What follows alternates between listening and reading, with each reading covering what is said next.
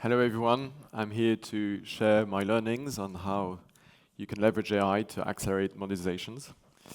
But first, let's start with why. So last year, Citigroup mistakenly credited a customer's account with $81 trillion. When I read about that, I thought it was quite funny, so I dug into it. And the question of how can this actually happen quickly became, how is it not happening all the time? Because what I discovered is that actually the poor operators at Citigroup had to use this like very legacy system, very cumbersome, where the amount field was pre-populated with 15 zeros. Of course, what had to happen happened once, and somebody forgot to delete the zeros, and that's how you end up with like an 81 trillion transfer. In case you're wondering right now if we should all become customers of Citigroup, probably much higher probability to win than the lottery. Of course, they managed to somehow kind of negotiate the money back. But this actually happens often. Like I think just in 24, they had 10 transfers by mistake of more than $1 billion. So it's quite huge. So this is a good example of why legacy systems are an issue, because you end up with these very weird systems that you can't really change and that you have to always cope around. But legacy systems are not just plaguing banks, they're everywhere, including hospitals, or even air traffic control, which is a bit more worrying, I would say. This is a report from, I think, 2 years ago by the Federal Aviation Authority in the US. And their analysis was that more than half of the system were in a critical state, and they didn't really know what to do about them. So, I mean, not very reassuring. And of course, these legacy systems create systemic risks. I mean, the most probably iconic example is WannaCry in 2017, where 200,000 Windows systems that hadn't been patched were blocked by this ransomware, paralyzed organizations across 150 countries. The UK hospitals, for example, were particularly hit by this. And I think, or at least what I understand from the market, is that it's an issue that is now more pressing than ever. And it really needs to be addressed in the next few years, because on one side, you've got the rise of cyber attacks accelerated by AI. Claude 4 did amazingly well on some CTF exercises, so we can imagine that attackers will find it easier and easier to actually find these vulnerabilities. Fortunately, in a sense, the regulator is aware of that and is putting pressure on organizations to do something about that. To go back to the Citigroup example, they're doing 1 billion transfers by mistake all the time, but fortunately the Federal Reserve is actually looking at it and starting to ask them to do something about that. And the third part, which is probably the thing that is the most pressing, is that the people maintaining some of these legacy systems, so software engineers who contributed to the system in the 90s and 2000s, are now in their 60s and therefore are all retiring as we speak. But the question, of course, is how are we going to migrate all of this in the next few years? We're talking about an estimated 800 billion lines of COBOL, and of course millions of other legacy systems. There's not just COBOL in the world. And a very interesting statistics that 75% of, 3/4 of modernizations projects fail. I'm putting a slight caveat on that data. I mean, first, because probably all statistics lie. But this one in particular is from an organization that got later acquired by IBM. So they might have a bias when they say that you should not try to leave your mainframe.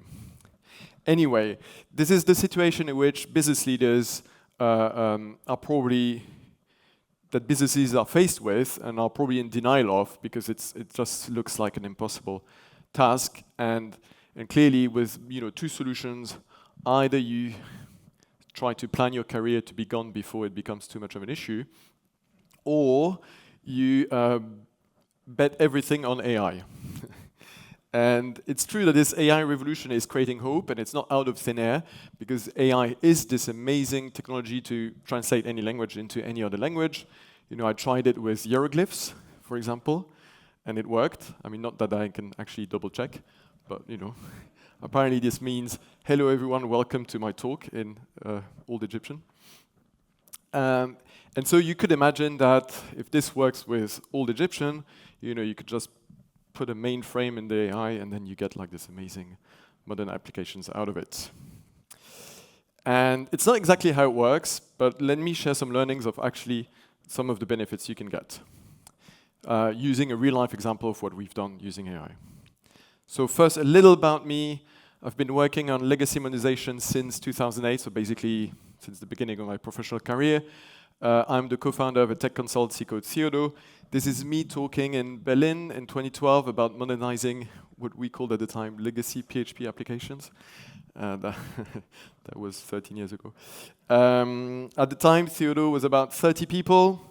Actually less, maybe like 15-ish. Now we're about 700 in multiple countries, so we've seen quite a lot of projects and we've done a lot of modernizations. And we've been investing for the last 2 years a lot of R&D effort in trying to understand how AI can help. So the case study that I'm going to share with you is a company who's grown by acquisitions. So they've got multiple systems in different countries, and they want to migrate their multiple systems to one modern, European-wide modular system. So very beautiful. And of course, as soon as the migration started, the team got stuck and realizing that their understanding of the situation was completely wrong. And so you start digging into why. And so after days spent mapping the code base by hand, and I think they stopped after mapping about 5%, the team saw that the code was incredibly coupled, much more than expected. One of the reasons they hadn't realized how coupled it was is because when they had tried to map the dependencies automatically, I think it was with Dependency Cruiser, it actually not realized a lot of the complexity because they were using a framework called Loopback, which has a lot of magical features. And so typical static analysis doesn't really follow these magical dependencies. So one thing was clear, is that the migration was not doable in the planned time and budget. And so they were a bit in the classic issue that most modernization projects have, like what do we do? And so catching up with the CTO, I shared our experience of migrating a mobile app from native to React Native and doing it 3 times faster using AI. And so of course, that was seen as a potential savior. And so that's how we decided to experiment this approach together on his project. So first, how do we use AI? Well, on this magical feature thing, this is really interesting, but the reality is that we're able to, by crafting the right prompts, we're able to execute scripts on the whole code base and actually create a dependency graph of the code base that follows all the magical features of the framework. So it's less deterministic, but it's actually also much more flexible than the typical static analysis tools you will find. And in my experience, actually more frameworks and languages than I would expect have these issues, and these issues can be addressed with AI. So once you've created your JSON of dependencies, you end up with, you can put that all in a Neo4j graph database, and then you can play around with I love the physical engine, which shows you how coupled your code base is. So that's really cool. I'm trying to make it very, very concrete, so hopefully I've got a video here. It's not going to be very sexy, but basically going through one of the endpoints, executing the script. As you can see, the script is not very automated, but whatever.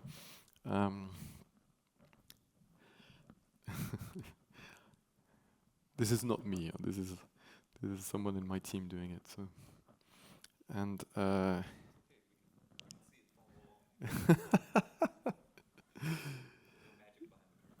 yeah, I think that one of the intention of trying to show you stuff, and I'm showing you some more stuff, is because there's so much hype in AI. I think it's good to see what it really looks like. So this is the end result file with loads of dependencies, and then there's a bit of magic because then we just push it in Neo4j, and then you can see the graph. This is happening now. Yeah, exactly. All right. And then you can turn on physical engine and get beautiful animations. Amazing. So this is a first step, and it's actually very useful to kind of get a grasp of the system.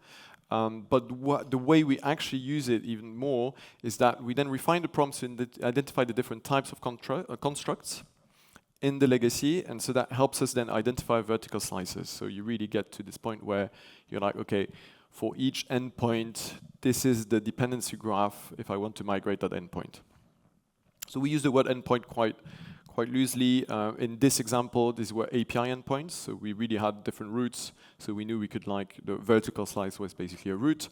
Sometimes it's a screen when it's a much more front-end heavy application, etc. And what we do is we call these constructs atomic migration patterns. If you have a better name for that, I'm actually interested. We're not fully convinced by them yet. And the idea is that once we have, like, the format of a typical vertical slice, we can actually then define what we want it to look like in the target architecture, target technology, and we can draw the trajectory, which we did on this project, from, like, you know, origin. Basically we draw how we're going to build the target slice by leveraging the atomic migration patterns from the original code. And of course, that's when it becomes very interesting, because for each arrow you have, you can actually write an agent or a prompt, depends how hype you want to sound. But so you can craft a very good prompt that will really do this translation work. And one important aspect here is that we really iterate on these AI agents until we can automate the translation of the new slices. So to be really concrete about this, if you take the legacy code, you put it in ChatGPT, you can actually get a decent result most of the time. The work from decent to, you know, let's say decent 80% okay to, oh, now I can really save a lot of time by reusing it, so getting to maybe a 98% kind of accuracy is about a few days of work. So you do have to iterate every time you're unhappy with something, instead of manually correcting it, going back to the prompt, improving the prompt, executing it again. And so you end up with these files where you have, I don't know, 40, 50 lines of rules that are, funny enough, quite specific, because the LLM will have actually dealt with all of the generic use cases, and the things that it will not have dealt with are either very specific things or, you know, personal technical standards that you want to apply to this code. And this is even more true if the framework, the target framework you're using is not very opinionated. So typically, it will be easier to migrate to Angular than to migrate to React, because Angular has a lot more opinions that are baked into the LLMs, whereas React has so many different ways of doing the same things that, you know, if you don't make it explicit, one time the LLM uses this router, the next time it uses a different router.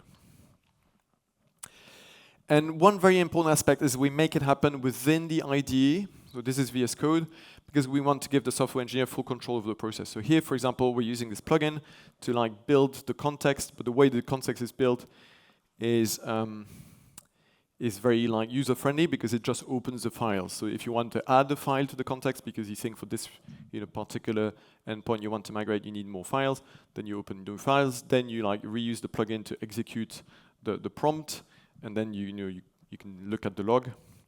I would say, I mean, I can show it again if you want. I would say the log is more for the for today's video. Can I play it again? And then you have, like, the output, like, that is opened on the left. Oh, no, it's not working anymore. Anyway, and yeah, and so this is the true Bernhard chart. The migration speed was accelerated by a factor 4, and yeah, we were able to deliver in the planned time. Little little pause here. It's quite, I find, emblematic of these kind of experiences, that despite going 4 times faster, we just end up doing approximately what was expected, because people were underestimating the size of the project by a factor of 4 to start with. So and from a business point of view, it's quite annoying. There's a question?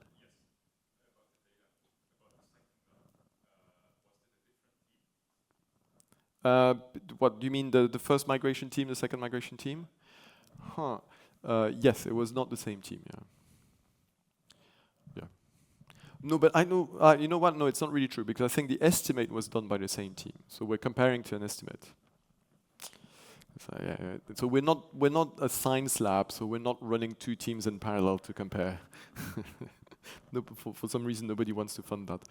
And anyway, this is how you end up with like, nice kind of industrial modernization.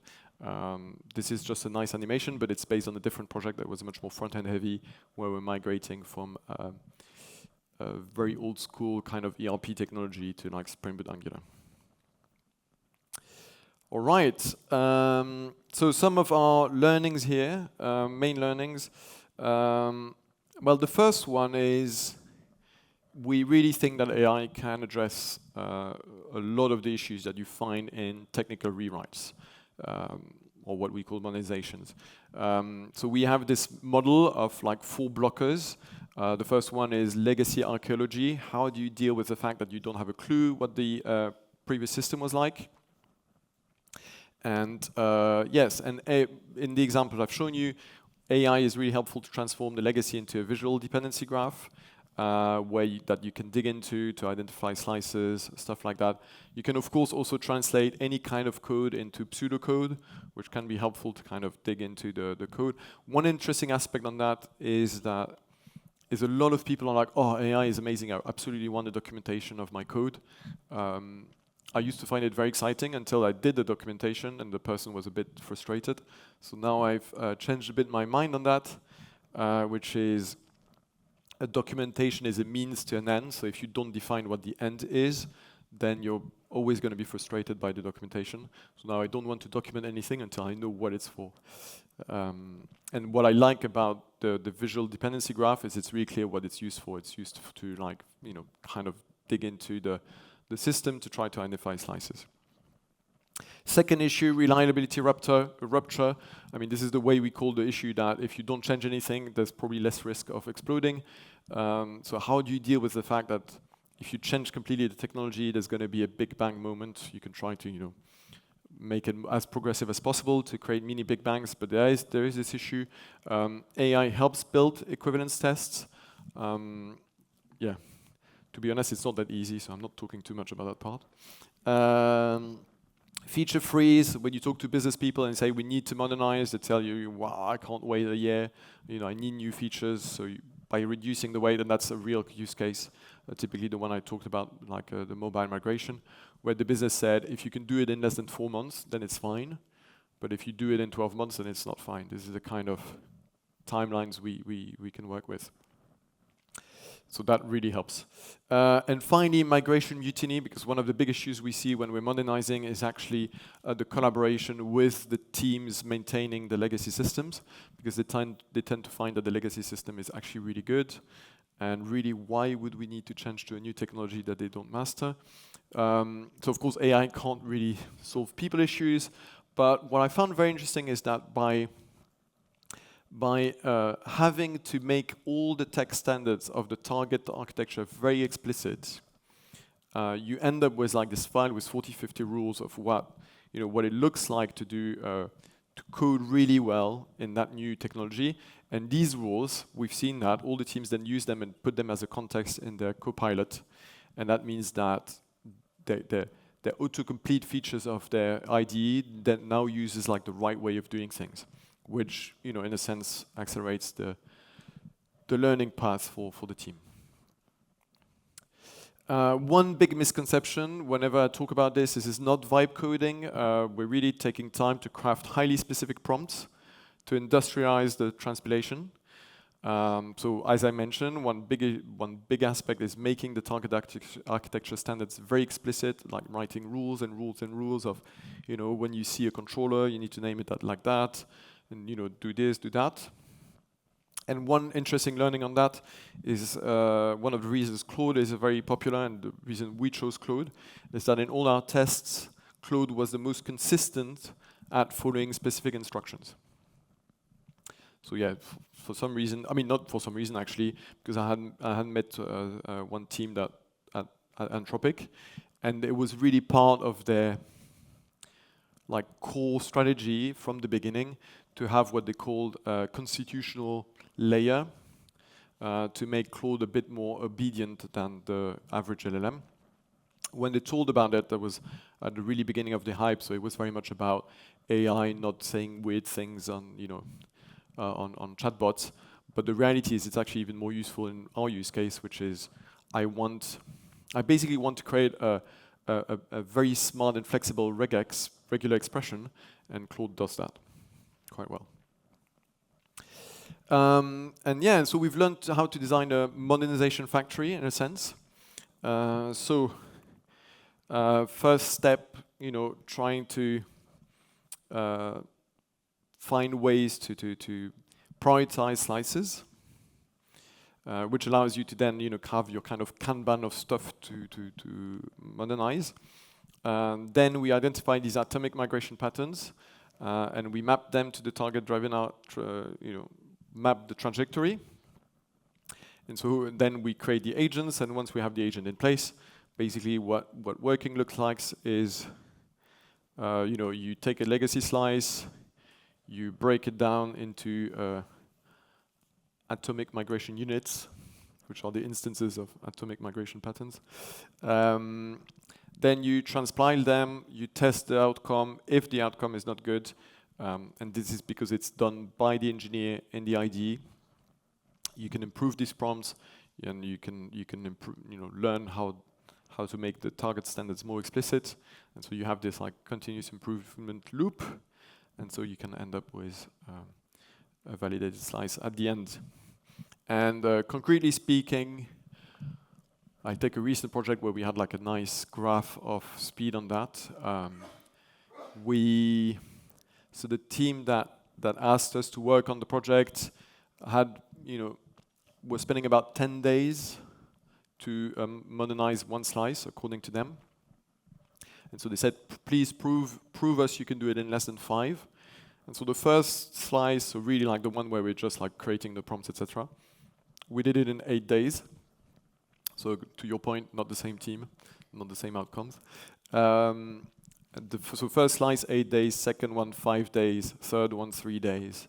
And then we were like on track on about 1.5 days per slice. So these are the kind of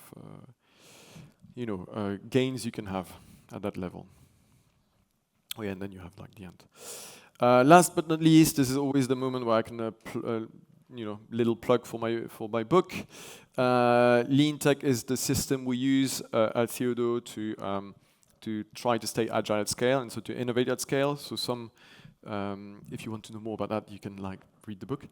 But just to give you examples, one strong principle we have, value for the customer, and some of the ideas on how do you make sure that the teams are engaged around what actually matters for the customer. So one big idea in lean thinking is Obeya. So this idea that you take a big room and you make it very visual, what kind of challenge you're working on, and what are the current learnings, what are the next learnings you want to focus on. So this is our Obeya. It's been improved slightly since that picture. Yeah, and it's really cool. So basically, we have this really clear target of saying, let's try to divide costs by 3. And then we broke down the problem into basically 5 key steps. And for every step, we broke it down further, looking at the typical issues that we have, why it's not that easy to reduce costs. And and we shared the learnings around that. Another aspect, I think, again, to go back to this vibe coding thing, the right first time principle, in lean thinking it's usually called Jidoka, this idea that you stop at every defect and then you analyze it. We use it a lot when we're leveraging AI because it's very tempting to kind of chat back and forth with the AI, but this is not how you learn. What you learn is really when you're like, okay, the prompt didn't work, let's analyze why, and let's go back to let's revert everything, go back to the prompt, improve the prompt, and try again. And so this is how you, well, 2 things. First, this is how you improve the prompt, but more importantly, this is actually how the teams learn, get a better intuition of what works and what doesn't.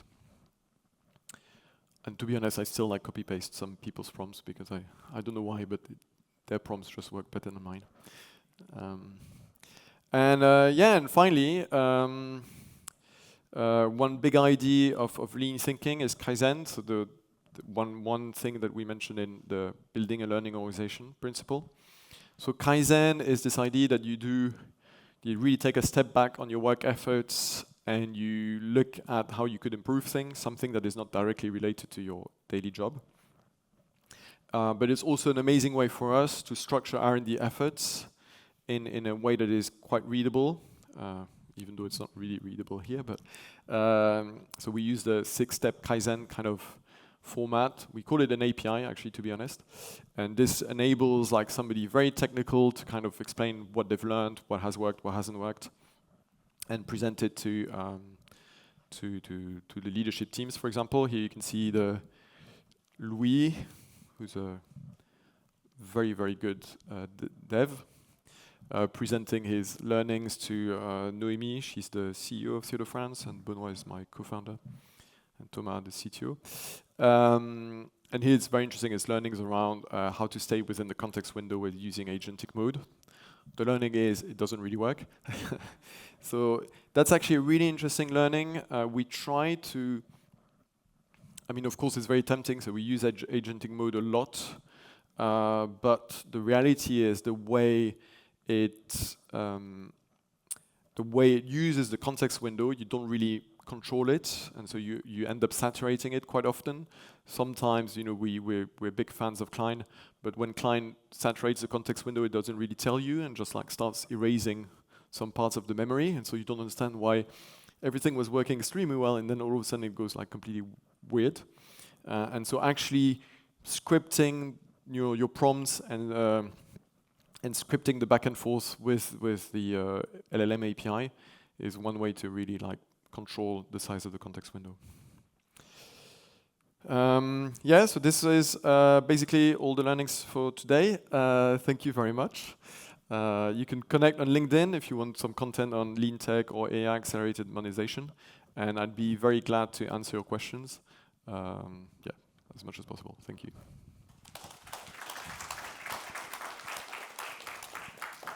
Hi. So the purpose here is to get from a prompt fully usable code, right? You're not expecting developers to use the produced code as a starting point, but like they have to rework the prompt and get fully usable code from it.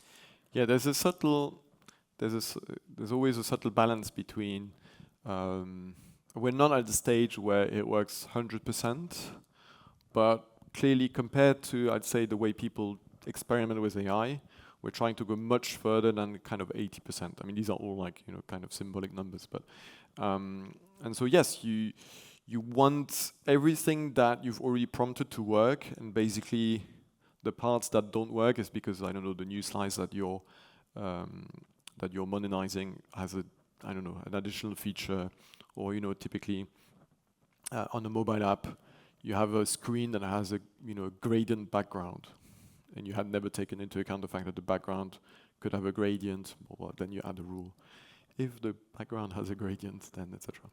So that's a kind of like loop you want to be in, that everything that has already been seen is modernized automatically, and everything that doesn't work is like new things that you need to add to the prompt. Hi. At my company, we have a bunch of legacy software that we are seeking to modernize. But one of the things I'm really pushing is that because the business has also moved on since that software was written, we have different business concepts, and I want to be able to reevaluate the concepts, the model that it's based on. I'm wondering, using this technique, is it possible to give the prompt in such a way that you can shift those concepts around? So it's not a one-on-one translation of something that's maybe no longer relevant. Yeah, so it's a very interesting question, and I say the theoretical answer to that is our approach is very much target-driven. So you design what you want the target to look like, and then you design the prompts to look at the content that you find relevant to build the target. So from a theoretical point of view, you could say, if I'm, like re-architecturing works. And to give you a very concrete example, when we migrate, can I go back to this, like, yeah, this one. When we migrate from Actin Open Road to Spring Boot Angular, for example, there's a strong re-architecturing happening because the original app is kind of everything is mixed together. There's like SQL and front end and back end all mixed together, and we migrated to like a back end and front end. We separate these two layers. We do separate all the data requests and like a specific classes. So this re-architecturing works. Does it really work if you're also trying to change the model? I would say yes, but of course it adds like a bit of a layer of complexity in the way you approach it. And probably it's, you know what, I think that the main challenge would be more a bit in the planning side of things, because you probably wouldn't be able to say, okay, I'll take the list of whatever classes I have and I migrate them by one, because you'd be like, no, these are the target classes I want. But yeah, I mean, I'm making this answer very complicated because I have way too much time. But the short answer is, yes, this approach is target-driven, which means you can change the target. The main issue I have is actually not when you're changing the architecture, is when, of course, business says, okay, I'm really happy to put money on this modernization, but only if you change all the functionalities. And that's where you start negotiating, what do we change, what don't we change from a functional point of view. And really clearly, again, it's because as soon as you change the functionality, you end up slowed down by the decision-making process, whereas at least on the technical side, you're kind of, you don't have to make that many functional decisions all the time. Very interesting talk. My question to you is, could you give us an idea of how large an AMU is? Yeah, interesting. It depends. I don't have any slides for that. Sorry about that. Okay, so I'm just going to move to a nice slide. Typically, I'll give you different examples. When we migrated from native to React Native, the original code we used, the legacy, was the Swift app. It was using architecture that is, I think, quite popular for Swift, which is called Viper. And I think the AMUs were like each layer of that architecture. So that could probably be a file, small file in a well-architectured like kind of legacy. When we were working on Actin Open Road, so it's like a low-code platform from the 2000s. So first, how do you get access to the code? Well, you export a 1 million line XML file. So you end up with this 1 million XML file. And then you look into a bit where the code is, and you find these horrible, 200, 300 lines functions that do everything. And then the AMU was like something much more, much less well kind of defined. But it would be a SQL query. So in this function, whenever you see a SQL query, please put it in this class in the Spring Boot target. So it was something that the human would be able to review the PR. Yes. Relatively easily. Yeah, basically the size you're looking at is it's small enough to be well translated by the LLM, and big enough to kind of make sense and accelerate the work. But yes, what is very interesting is when, at the moment, I'm not sure what we do in 6 months, but for the moment we're doing something that is at the size where we can review all the pull requests, basically. We understand what we're migrating, which is probably why we're only going 3 or 4 times faster and not 20 times.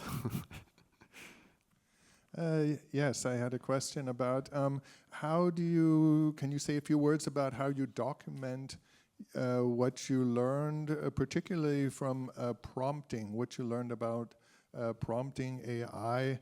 I'm sure that each project is different, but that you learned certain lessons about how to speak to AI, how to prompt it to do certain things that maybe new members who come in later for onboarding and that sort of thing would find useful? How do you do that sort of thing? Oh wow, I've got an amazing answer for that one. What we did, because we, as I kind of mentioned, we're very big on lean thinking, and so we discovered this like bit different approach to teaching, which is kind of reverse dojos. So we organize weekly dojos, and basically people come with their prompts, and there's a expert who reviews the prompts according to kind of the standard that he or she has created, and that's really interesting because in that case, let's say Marek reviews like the prompts and will say, look, this is where your prompt could have been heavily improved. So this is basically how to. So this is how we do, like very concretely speaking, how we teach prompting to our teams at the moment. There's like a weekly dojo where people have to try a prompt and then come to that weekly meeting, show the prompt, show the result, and then basically the teacher takes the time to review the prompt, see if there's like a key ID that was missing, and then uses it to like teach the whole class. And then so part of these learnings, the key learnings, are in what we call a standard. So this kind of like teaching documentation. And but also before that actually happened, we had a very I'd say intense Kaizen approach where a little team that was very excited about all these things would like every day write, prompt they used and whether it worked or not and what their learnings were. So that kind of was used as a database to then create like a more generic standard. That was the very nice, answer. The reality is we also copy-paste each other's prompts, and it kind of works. All right, thank you. So I'm curious about the relationship between the existing system and the new one that you're building. Are they completely separate, or are you trying to integrate with the existing system? And then secondly, how do you validate that the new system is behaving in the same way as the old system below the covers? Wow, that's a really important question. So on the first one, again, I'll give you concrete examples. So the mobile app was using the same backend APIs. The Acton Open Road app was using the same Oracle database. So these and actually the app I'm talking about, they're actually changing the backend. They're changing the backend, but they're not, and they're changing the database, but not at the same time. So yeah, basically that's a very concrete answer. Yeah, but part of that answer is also quite interesting. Is we're really starting from a new code base, and typically, like the example I'm talking about in this talk, one of the big issues they had is that the legacy was in loopback. Loopback is only supported on Node 10. Node 10 was really not an option from a security point of view. So, I mean, you really had to start a new code base that was like Node 20 compatible, etc. So, so that's part of the answer. How do we do the validation? How am I gonna not bullshit on that one? So yeah, a bit of reality. So the app so the mobile app I'm talking about, it's in so health tech context. It's a pharma company, so they had a lot of end-to-end tests and kind of manual testing. So we didn't have to think too much about that. They discovered bugs in the modernized version that we realized existed in the previous version. So that created like funny discussions. Look, we've modernized it perfectly well.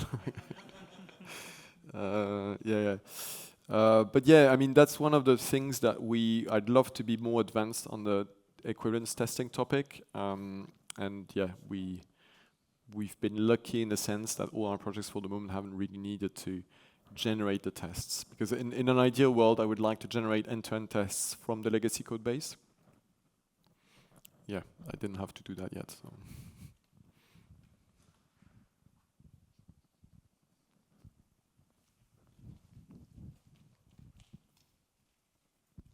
Yeah, I was actually going to continue a bit on that topic. So giving you freedom to bullshit a bit more if you need to.